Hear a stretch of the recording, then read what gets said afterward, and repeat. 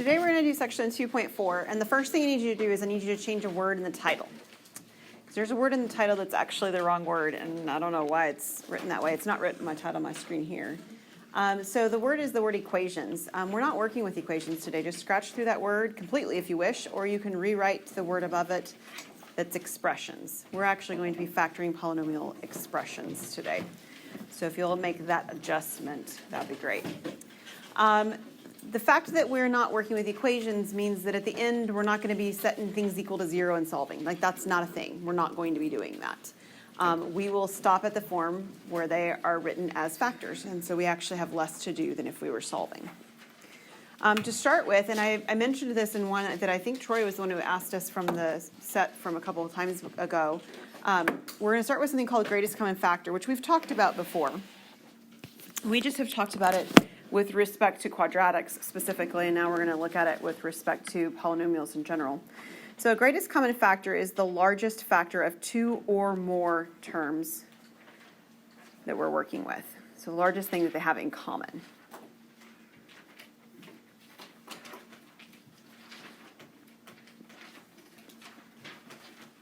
So in particular, there's often a variable component that they have in common, at least that we want to consider whether they do or they don't. And then a numerical component, like the coefficient in front, that we want to consider if they have anything that they both are having in common as a factor. So as we're taking a look, those are the pieces that we're going to be looking at.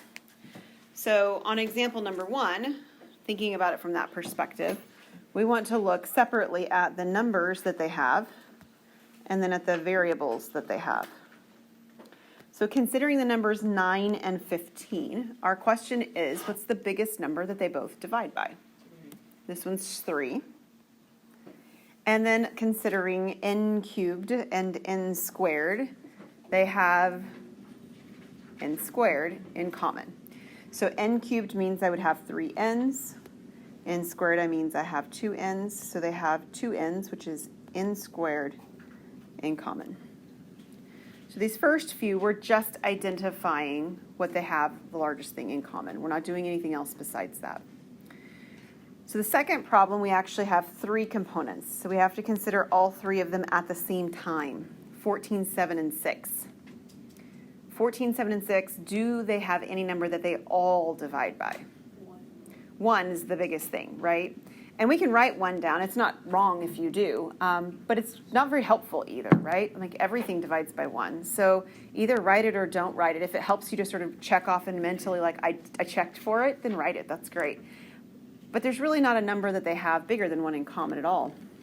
So now we look at the variable components. X squared, x to the 4th, and x cubed. How many x's do they have in common? They have 2 in common. The first one has 2. Whoops. The second one has 4. And the third one has 3. So in common, they have 2. They all have at least 2, 2, 2, and that's the full 2. So the biggest thing that these 3 different terms have in common is just the variable component x squared. Or if you want to, you can write 1x squared. That wouldn't be a problem. Now, what you'll notice on the next one is that instead of varying the number of terms, which I did on the second example, we've varied the fact that there's multiple variables on the second one. So we're going to do it a piece at a time, starting again with the coefficients, 20 and 5. What's the biggest thing that they both have in common? A 5. And then we're going to go variables component-wise. So what variable do they have in common, period? Like, they both have it. They both have a u. Can you see that green at all? Oh, no, let's change to red. And they both have a w. So let's look at the u's first. How many u's do they have in common? 2. In fact, they both have exactly 2 u's. How many w's do they have in common? 3. And they actually happen to both have exactly 3 w's. And while the first one has a v to the 5th, the second one doesn't have any v's, so it gets left out of the mix. Much like on the previous problem, there weren't any coefficients that I got to include because they didn't have any coefficients that matched up with all 3 of them. So these would be considered the greatest common factors. So why are we using greatest common factors? Well, we're going to be using them to factor binomials, trinomials, whatever kind of polynomials we have, quadratics as well as other types. So when we take a look at something like number 4, the only difference between number 4 and problems 1, 2, and 3 is the plus sign between them, right? And that's all that they look any different. And we're asking ourselves much the same question. I'm considering 14 and 7w, and I'm asking myself, what do they both have in common? They both have a 7 in common. And when I ask what do they have in common, another way you could ask that is, what do they both divide by? Well, they both are evenly divisible by 7. So what I'm going to do when I'm actually using this to factor is there's that 7, much like I had the previous pieces just written out. But what I'm going to do next is I'm going to write the leftover pieces when I do the division in parentheses next to it. So literally when I pull the 7 out and factoring it out, it's the equivalent of doing division. I had a 14. I divided out the 7. What am I left with? 2. 2 first, just 2. 14 divided by 7 is 2, right? The plus sign carries along. It's already still there. It's still going to be there. And I do the same thing again. 7w, and I pulled out a w. What's 7w divided by 7? I pulled out a 7, not a w, sorry. That's the w. That's what remains. So there's the 2 plus w that a few of you were saying and jumping the gun on me before, which is okay. So we have 2 plus w as the pieces that left over. And if you want to check to make sure you did it right, what could you do? You can multiply back out. Exactly, Isaiah. Yeah. So you could actually distribute, multiply this back out, and if you've done it right, you should end up with 14 plus 7w when you're done. That's exactly right. How about the next one? 9a minus 13a cubed. What do they have in common? An a. And just one of them, right, Harrison? Yeah. So when I take the a out of 9a, what am I left with? 9. Sign stays the same, so it's still a negative. I had 13a cubed, and if I take out one of the a's, yeah, 13a squared. And I'm done. Okay, how are we feeling so far? We good? Do you have any questions? Okay, let's try the last one on this slide. It's the messiest by far. Okay, pieces at a time. So this is a lot like problem number 3 over here. Pieces at a time. Let's look at numbers first. What number, what constant value can I pull out? 3. All right, they both have a 3 in common. The next piece that I'm looking at, so I dealt with the numbers. The next piece is the u's. U squared. They both have at least 2 u's. The next one here that I've got in the first term is w's. There's 6 w's they have in common. And then while I have an x cubed in the last piece, I don't have any x's in the first piece, so I can't do anything with the x's so far, right? Okay. So as I'm pulling these pieces out, we're going to compare this to each of these one at a time. Well, I pulled out the 3. I pulled out 2 of the u's, so how many u's are still left? 2. So I have u squared left here. I previously had w to the 9th, and I pulled out w to the 6th. It's w to the 3rd, right. There's 3 w's left. Remember, 3 w's being left is w cubed, okay? So that's the first piece that's been circled. I'll square in the second one. Okay, there's an addition sign between, so I'll write my addition. I had 18, and I pulled out 3, so I'm left with 6. I had u squared, and I pulled out u squared. So there's nothing for that piece. I had w to the 6th, and I pulled out w to the 6th. Nothing remains of that piece. Really, it means there's a 1, right? You're dividing. You don't need to write the 1s, so you don't have to. And then I have x cubed, and I didn't do anything with my x's, so it does still need to be written. Okay. You're fine. You're fine. Okay, any questions? Okay, they're about to look a little different, but they work the same way.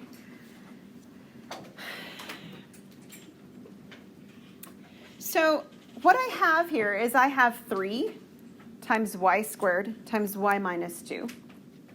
Then there's an addition sign. and then have a 2 times y minus 2. Okay?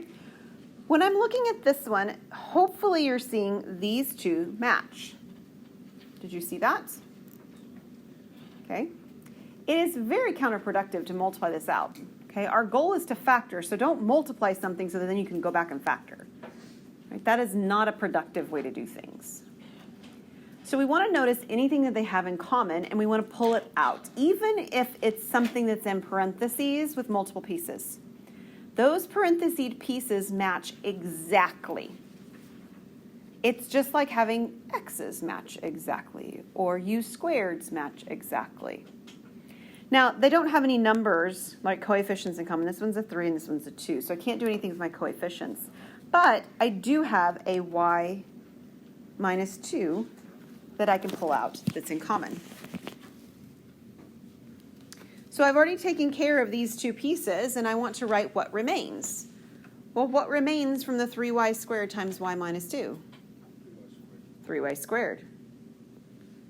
The sign stays every time. And then what remains from the 2 times y minus 2? The 2.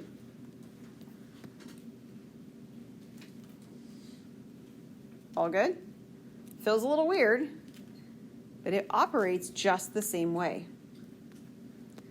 So using that idea, we have these two pieces separated with addition, and what do they have in common? 2u minus 7. Good. So I'm going to pull a 2u minus 7 out in front. So from the first piece, the one that I've highlighted in red at the moment, what is left? 4u. Now the sign in the middle is addition, and I've taken this entire 2u minus 7 out, right? I have. So there's nothing left, quote unquote. That's what the phrase is that I keep saying. But remember, this taking it out business is division. So what happens when I divide something by itself? It's 1. So as I've taken this out, I've taken out like everything. Like there's nothing left to write down. Right on the last one, I still had a 2 here, so I was able to write the 2 down. I didn't write 2 times 1, but it really was 2 times 1.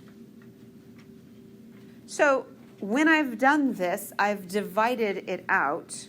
2u minus 7 divided by 2u minus 7 is 1. And if you think about it, it has to be true. Otherwise, when I distributed this back out, I wouldn't have a second piece at all, right? I need that 1 there to be able to multiply by the 2u minus 7 so that I'd get back to where I started if I were trying to undo the process.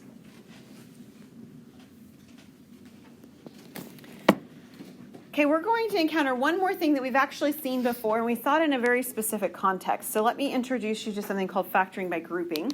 I know you've seen it before because I've shown it to you before. Factoring by grouping is the process of grouping terms together and then using the greatest common factor to break apart 4 or more, mostly we're going to be working with 4, terms into groups of 2, resulting in identical binomial terms to allow the complete factoring. So, do y'all remember doing the AC method? I'm not asking you to repeat it. Do you remember that words? Remember the words AC method? I hope so. There were 2 methods for factoring that we talked about. We talked about trial and error, and we talked about the AC method. And we talked about the fact that when we talked about them, the AC method was like overkill. It's like killing a mosquito with a sledgehammer. Overkill. Works, but it's way more than is necessary. One of the pieces involved in the AC method was that we broke something apart and created 4 terms. Do you remember that? When we created 4 terms, we did it so that we could use factor by grouping.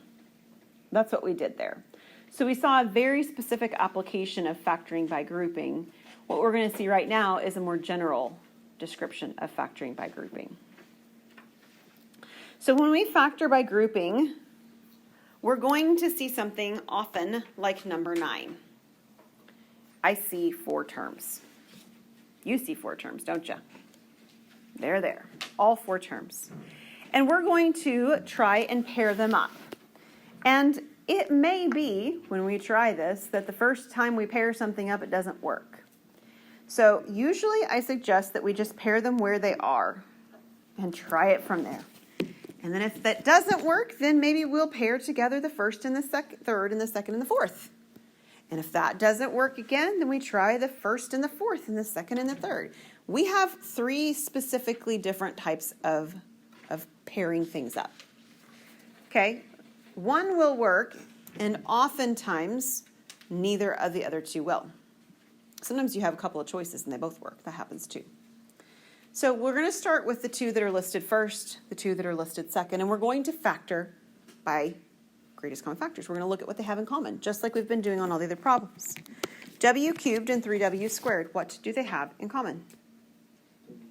W squared. And if I take w squared out of w cubed, what do I have? Good. And then if I take, and then I've got an addition sign. If I take w squared out of 3w squared, I have 3. All right, now the sign in the middle needs to come down. And then I need to do the second pieces the same way. 6w and 18. What do they have in common? 6. So I take out the 6. If I have 6w and I take out a 6, what do I have that's remaining? W, and then the 18 would give me the plus 3. Very good. Now, if the groupings that we chose worked, what will happen is what happened here. The pieces in parentheses match. Okay? If you get such a case where the pieces in the parentheses don't match, you've got to refigure out what you might want to group together, and you try another pairing. Here they match, so it works. And at this point, what happens is it looks a lot like number 7, doesn't it? The pieces in the parentheses match. So I can pull them out in front. And when I pull the w plus 3 out of the w squared times w plus 3, what remains? W squared. And when I pull the w plus 3 out of the 6 times w plus 3, what remains? Plus 6. Now I mentioned it before, but I'm going to mention it again. Notice, there are no equal signs here.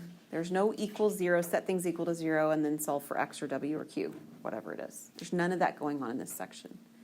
We're not solving. We're just factoring. We will get to solving, but we're not doing that right now today. All right, the next one, number 10, actually looks like something we've specifically seen before. We've seen the AC method. So I want to remind you of how the AC method works when we're using factoring by grouping along with it, or inside of it. So factoring by grouping, hang on just a second, let me make this a little bit smaller. All right, factoring by grouping with the AC method says that the first thing I do is I need to multiply A times C. So what's A times C? What is A? Okay, so it's the coefficient in front of x squared, which would be a 1, and then C, which is 12. Cool, so this is 12. And if it had a negative, we'd include the negative. These are all positives, so it doesn't matter. But if we had a negative 12, we'd write negative 12. The B value is simply the number that's multiplied by x in the middle, and that's a 7. Everybody good so far? Okay, so here's the way the AC method works. I need 2 numbers that multiply to 12 and add to 7. What are those numbers? 4 and 3. 4 times 3 is 12. 4 plus 3, that's a silly 3, is 7. 4 and 3 are what I need. So what I do with the AC method is I break the 7x in the middle down to 4x and 3x, and it doesn't matter what the order is on them. It makes no difference when I'm doing this particular type of a problem. Okay, so don't fret. What if I put 3x plus 4x? Cool, it'll work. It'll work just fine. So I'm rewriting this now as x squared plus 4x plus 3x plus 12. And much like the previous problem, I'm going to try the grouping where they are. And the cool thing with the AC method is the grouping will always work where they are. Whereas in general, on the problem before number 9, I might not have gotten grouping that would have worked. It's a possibility for reals. It's not even possible with number 10. So the first piece that's highlighted, x squared plus 4x, what do they have in common? An x, and if I take the x out, what am I left with? X plus 4. Is everybody good with that piece? Okay, so again, 3x, the plus comes down, 3x plus 12. What do they both have in common? 3. And if I take it out, I'm left with x plus 4. Same as before, right? So now these match. And since they match, they can be factored out in front. So if I take out an x plus 4 from x times x plus 4, I'm left with x. And if I take out a x plus 4 from the 3 times x plus 4, like Jen already said, I'm left with the 3. So I have x plus 4 times x plus 3. So be sure to follow the directions that tell you if you're supposed to be factoring by grouping. So if your directions on number 10 really do say factor by grouping, the AC method is what it's expecting you to use, and that's how it would be graded. If the directions don't indicate, then if you don't want to use the AC method, you don't have to. All right? Okay, the AC method is hidden within the directions of factoring by grouping for number 10. Any questions on that? All right, so lots of factoring today.